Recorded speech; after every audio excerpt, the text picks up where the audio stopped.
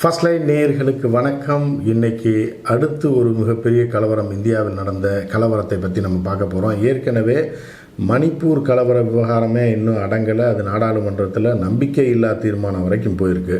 பிரதமர் இது வரைக்கும் பேசலை அப்படின்ற ஒரு விஷயமும் இருக்குது. அதை மேம்போக்காக நாடாளுமன்றத்துக்கு வரும்போது பேசினார், அவ்வளோதான். அதுக்கப்புறம் பிரதமர் நாடாளுமன்றத்துக்கு வரவே இல்லை.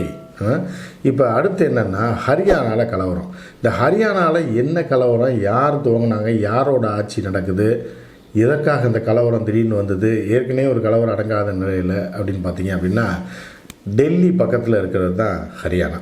அதாவது ஒரு பக்கம் பஞ்சாப் இருக்குது, சரியா? இப்போ பஞ்சாபில் பார்த்தீங்க அப்படின்னா நம்ம ஆம் ஆத்மி ஆட்சி நடந்துகிட்ருக்கு. ஹரியானாவில் பாரதிய ஜனதா கட்சி ஆட்சி நடந்துகிட்ருக்கு. டபுள் இன்ஜின் ஆட்சி. அதாவது ஹரியானாலையும் பாரதிய ஜனதா கட்சி ஆட்சி, மத்தியிலும் பாரதிய ஜனதா கட்சி ஆட்சி. இதைத்தான் அவர்கள் சொல்லிட்டு இருக்காங்க. டபுள் இன்ஜின் ஆட்சி இருந்தால் அந்த மாநிலம் பயங்கரமாக வளரும், வளர்ச்சி திட்டங்கள்லாம் நாங்கள் நிறைவேற்ற முடியும், அதனால் நீங்கள் மாநிலத்துக்கும் எங்களுக்கு ஓட்டு போடுங்க, மத்தியிலேயே எங்களுக்கு ஓட்டு போடுங்கன்னு கேட்குறாங்க இல்லையா? ஸோ இதே மாதிரி டபுள் இன்ஜின் ஆட்சி ஏற்கனவே ஓட்டு போட்டவனோட நிலை என்ன அப்படின்றது தான் இந்த ஹரியானா கலவரத்தில் நம்ம பார்க்க போகிறோம், சரிங்களா? ஹரியானாவில் ஏன் திடீர்னு கலவரம் அப்படின்னு பார்த்தீங்கன்னா, நம்ம டீட்டெயிலாக கொஞ்சம் பின்னாடி போய் பார்த்துடலாம்.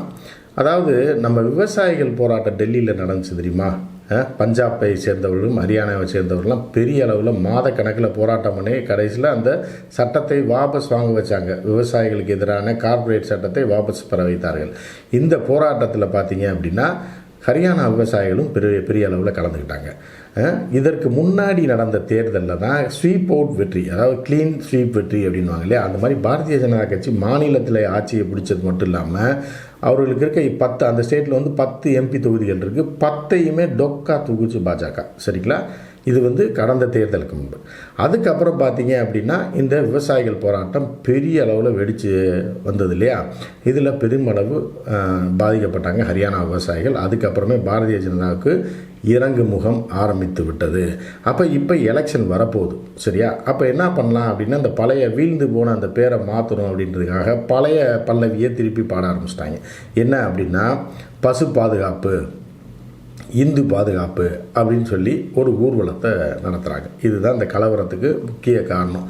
இந்த முறை இந்த ஊர்வலத்தை நடத்தினது யாருன்னா ஆர்எஸ்எஸ் கிடையாது, சரியா? ஏன்னா ஆர்எஸ்எஸ் ஊர்வலம், அதாவது கலவரம் தான் நோக்கமாக இருந்திருக்கு இந்த ஊர்வலத்தில். இப்போ ஆர்எஸ்எஸ் நடத்தினா ஆர்எஸ்எஸ்ஸை தடை செய்ய வேண்டியது வரும், ஆர்எஸ்எஸ் கெட்ட பேர் வரும்னால ஆர்எஸ்எஸ்ஸை விலக்கி வைத்துவிட்டு அவர்களுடைய இன்னொரு குழந்தையான விஹெச்பி, விஸ்வ ஹிந்து பரிஷத், அவர்களும் பஜ்ரங் தள்ளும் சேர்ந்து இந்த ஊர்வலத்தை நடத்துகிறாங்க. இது எதற்கு இந்த ஊர்வலத்தை நடத்துகிறாங்க அப்படின்னா, அதில் எந்த விதமான இதுவுமே கிடையாது. தேர்தலை முன்னிட்டு அதாவது என்னென்னா வேண்டான்னு சொல்கிறாங்க.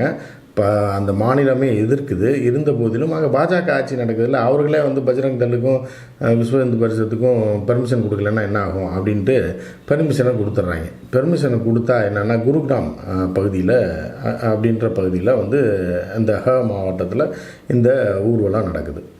இந்த கலவரம் நடந்த டிஸ்ட்ரிக்ட் நர் டிஸ்ட்ரிக்ட் அப்படின்னு சொல்லி ஒரு மாவட்டம், மாவட்டம் அப்படின்ற மாவட்டத்தில் இந்த ஊர்வலம் நடக்குது ஒரு பகுதியில், சரியா? ஒரு சிறிய பகுதியில் நடக்கும்போது என்ன ஆகுது அப்படின்னா, இதில் ஒரு பெரிய பிரச்சனை. இந்த கலவரமே காரணம் என்ன அப்படின்னா, மோனு மானேசர் அப்படின்னு ஒருத்தர் இருக்கான். அந்த மோனு மானேசர் யார் அப்படின்னா, அந்த மாநிலம் பூரா அறிந்தவன். ஏன்னு கேட்டால், ஒரு பசு பாதுகாப்பு அமைப்புன்னு வச்சுக்கிட்டு பஜ்ரங் தள்ளில் இருக்கக்கூடிய அதில் தலைவராக வேறு இருக்காப்புல என்ன பண்ணுறாங்கன்னா, ஒரு 2 பேரை கொலை பண்ணிடுறான். 2 பேர் மர்மமான முறையில் இறந்துடுறாங்க. பசு அழைத்து சென்றவர்கள் ஏதோ அடித்து கொண்டுட்டாங்க. அது யார் அப்படின்னு பார்த்தா நம்ம மோனு மானேசர் மேலே சந்தேகம் வருது. அப்புறம் என்னென்னா, மோனு மானேசர் மீது எல்லாம் வழக்கெல்லாம் பதியுது. ஆனால் மோனு மானேசர் இல்லைன்னு சொல்லி அவர்கள் சாதித்து வருகிறார்கள். அதனால் மோனு மானேசருக்கு மிகப்பெரிய எதிர்ப்பு அந்த மாநிலத்தில் இருக்குது. அவன் எங்கே போனாலும் பிரச்சனை அப்படின்ற மாதிரியான ஒரு இதற்கு ஏற்கனவே கிரிமினல் வழக்குகள்லாம் மோனு மானேசர் மேலே இருக்குது, சரியா? இப்படி இருக்கும்போது பஜ்ரங் தள்ளுடைய பசு பாதுகாப்பு அமைப்புடைய தலைவராக தேர்ந்தெடுக்கிறாங்க. இந்த நிலையில் அவருக்கு பயங்கர எதிர்ப்பு இருக்குது, இவர்கள் மத்தியில் ஆதரவு இருக்குது அப்படின்ற மாதிரி போகும்போது என்னென்னா, இந்த ஊர்வலத்தில், அதாவது இந்த கலவரம் நடந்துச்சுல, இந்த ஊர்வலத்தில் மோனு மானேசர் பங்கேற்க போகிறான் அப்படின்னு சொல்லி அவனை கிளப்பி விட்டுறாங்க. கிளப்பி விட்டானே. ஏற்கனவே வந்து விஸ்வ இந்து பரிஷத்து என்ன சொல்லிச்சுன்னா, நீ வந்து கலந்துக்க வேணாம், இந்த மாதிரி கொஞ்சம் பிரச்சனையாக இருக்குது, நீ வந்து இந்த இதில் கலந்துக்க வேண்டாம்ப்பா அப்படின்னு சொல்கிறாங்க. அப்படி இருந்து மோனு மானேஸ்வர் கலந்துக்கிறான் அப்படின்னோடனே இந்த ட்விட்டர் வார் நடக்குது. அதில் வந்து நீ வந்துட்டு பார்த்துடலாம், நீ அங்கே வா, உன்னை பார்த்துக்கிறோம் அப்படின்ற மாதிரியான ஒரு பகுதியினர். இன்னொரு பகுதியில் நான் வரேன்டா அப்படின்ற மாதிரி அவர் சார்பான ஆட்கள் இப்படி போட்டு என்ன ஆச்சுன்னா, இது பெரிய பிரச்சனையானவுடனே ஊர்வலம் துவங்கின உடனே என்ன ஆச்சுன்னா கல்வீச்சு ஆரம்பிச்சிருச்சு. கல்வீச்சு ஆரம்பித்தா இவர்களும் பதில் கல்வீச்சு பண்ணி அடித்து இது பச்சு தீ வச்சு பயங்கர பிரச்சனை பண்ணிட்டாங்க. நேற்று பிரச்சனை பண்ணதில் என்ன ஆயிடுச்சு அப்படின்னா, ஏகப்பட்ட கார்கள், அது ஒரு ஹைவே ஒட்டிய ஒரு ஊர், ஏகப்பட்ட கார்களுக்கு தீ வச்சுட்டாங்க. அதில் வந்து இந்த ஹோம் கார்டுன்னு சொல்லக்கூடிய பாதுகாப்புக்கு வந்திருந்த 2 பேரை கொண்டு விட்டாங்க. சரியா? அப்புறம் இன்னொருத்தர் பொதுமக்கள் ஒருத்தர் இறந்து போயிட்டார். இப்படி 3 பேர் இறந்துருக்கான், 20 பேர் படுகாயம் அடைஞ்சிருக்கான். போலீஸ் பலருக்கு படுகாயம். பெரிய கலவரம், தீ வைப்புன்னு சொல்லி அந்த நர்ட் டிஸ்ட்ரிக்டே வந்து ஆடி போயிடுச்சு அப்படின்னு சொல்லலாம். அந்த பகுதி ஃபுல்லாக 2-3 மாவட்டங்களில் இப்போ வந்து 144 போட்டிருக்காங்க. மக்கள் வெளியே வர முடியல.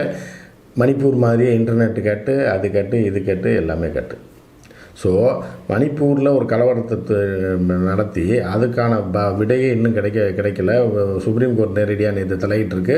நாங்கள் பார்த்துக்குறோம், அந்த பாதிக்கப்பட்ட பெண்களுக்கு என்ன தீர்வு கொடுக்கணும்னு எங்களுக்கு தெரியும் அப்படின்ற ரேஞ்சில் போய்கிட்டு இருக்க நேரத்தில் இவர்கள் ஆளும் மாநிலம் தான் ஹரியானா. தான் வீட்டிலே தான் தீய வச்ச மாதிரி என்ன இந்த சர்ச்சைக்குரிய விஷயம் போயிட்டுருக்கும்போதே அவர்களே பெர்மிஷன் கொடுத்து பஜ்ரங் தளையும் விஸ்வ இந்து பரிஷத்தையும் வச்சு ஊர்வலம் நடத்த விட்டு அவர்களே கலவரத்துக்குள்ளாகி அவர்களே கலவரத்தை அடக்குறாங்களாம். அவர்களே கலவரத்தை நிறுத்தணும்னு சொல்லி அந்த முதல்வர் வந்து கட்டாரியாக கேட்டுக்கிறாராம். இப்படி தான் போயிட்டுருக்கு நிலவரம். இது வந்து இன்னும் முடியலை. ஹரியானா கலவரம் இன்னும் முடியலை. 144 போட்டிருக்கு, ஊரடங்கு உத்தரவு போட்டிருக்கு. ரைட்டா? போட்டிருக்க நேரத்தில் யாரும் வெளியில் வரல, இன்டர்நெட் வேலை செய்யலை, இதெல்லாம் இருக்குது. ஏற்கனவே ஒரு 50 நாள் இன்டர்நெட் வேலை செய்யாமல் வேலை செஞ்சோடனே எவ்வளோ வீடியோக்கள் வெளியே வந்துச்சு தெரியுமில்ல உங்களுக்கு மணிப்பூரில். அதே போல் இந்த இன்டர்நெட்டு, ஏன்னா இங்கே வந்து மணிப்பூர் மாதிரிலாம் கிடையாது. டக்குன்னு வண்டி ஏறினா நீங்கள் வந்து டெல்லிக்கு வந்துடலாம், இந்த பக்கம் போனீங்கன்னா பஞ்சாபுக்கு போயிடலாம். போனீங்கன்னா அங்கே கொஞ்சம் பார்டரில் போனீங்கன்னா அந்த நெட்ஒர்க்காக அங்கேருந்து வீடியோக்கள்லாம் வந்துடும். இன்னும் இது எவ்வளோ பெரிய பிரச்சனையாக போதா, இதோட முடிவுக்கு கொண்டு வர போகிறாங்களான்னு தெரியல. அதையும் நம்ம பொறுத்துட்டு தான் பார்ப்போம். இப்போ வந்து டபுள் இன்ஜின் ஆட்சி நடக்கிற இடத்துல பூராமே இந்த மாதிரி பிரச்சனை நடந்துகிட்டு இருக்கு. அதாவது டபுள் இன்ஜின்னா என்னன்னு உங்களுக்கு தெரியும், தெரியாதவங்களுக்காக சொல்கிறேன். கீழேயும் அதாவது மாநிலத்திலையும் பாஜக ஆட்சி, மத்தியிலும் பாஜக ஆட்சி. இதுதான் டபுள் இன்ஜின் ஆட்சி. இதைத்தான் அவர்கள் எதிர்பார்க்கிறார்கள். ஏன்னா ஒட்டுமொத்தமாக இந்தியா முழுவதுமே அவர்கள் ஆட்சி வந்து மாநிலங்கள் அனைத்திலும் பாஜக ஆட்சி, மத்தியிலும் பாஜக ஆட்சி அப்படின்றது தான் அவர்களோட குறிக்கோள். அதை இது பண்ணி தான் மூவ் பண்ணிகிட்டு இருக்காங்க. இப்போ ஹரியானாவில் வந்து இவர்களுக்கு கை வந்து இறங்குது. இந்த முறை வந்து 10க்கு 10 சீட்லாம் அடிக்க முடியாத நிலைமை வரும்போது என்ன ஆகுதுன்னா, புதிய வந்து பசு பாதுகாப்பு அது இதுன்னு பழைய பஞ்சாங்கத்தை கையில் எடுத்துக்கிட்டு ஊர்வலம் போய் இவ்வளோ பிரச்சனை பண்ணி விட்டுருக்காங்க. அந்த பிஜேபியின் குழந்தைகளான, ஆர்எஸ்எஸ்ஸின் குழந்தைகளான பஜ்ரங் தளும் விஸ்வ இந்து பரிஷத்தும். இது அடுத்து என்ன நடக்குதுன்றது தொடர்ந்து பார்ப்போம். நன்றி, வணக்கம்.